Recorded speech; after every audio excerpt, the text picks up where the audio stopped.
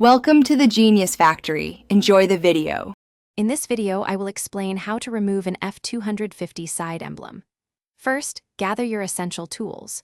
You will need a heat gun or a standard hair dryer to gently warm the emblem's adhesive. Also, prepare some strong fishing line or a non-marring plastic trim removal tool. Finally, ensure you have a good automotive adhesive remover, rubbing alcohol, and several clean microfiber cloths for the cleanup process. These items will make the job much smoother. Begin by applying heat evenly across the entire emblem for approximately 1 minute.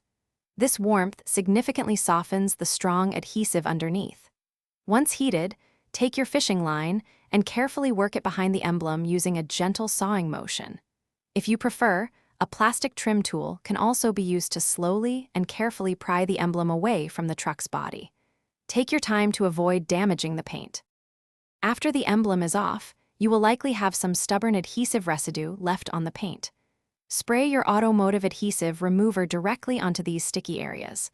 Let it sit for a few moments, typically between 30 seconds and 1 minute, allowing it to break down the adhesive.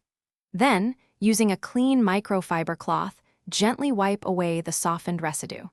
Repeat this process as needed until all the adhesive is gone. For the final step, clean the entire area with rubbing alcohol or a wax and grease remover to ensure all adhesive remover and oils are gone. Use a fresh microfiber cloth for this. Carefully inspect the paint for any lingering marks or adhesive spots.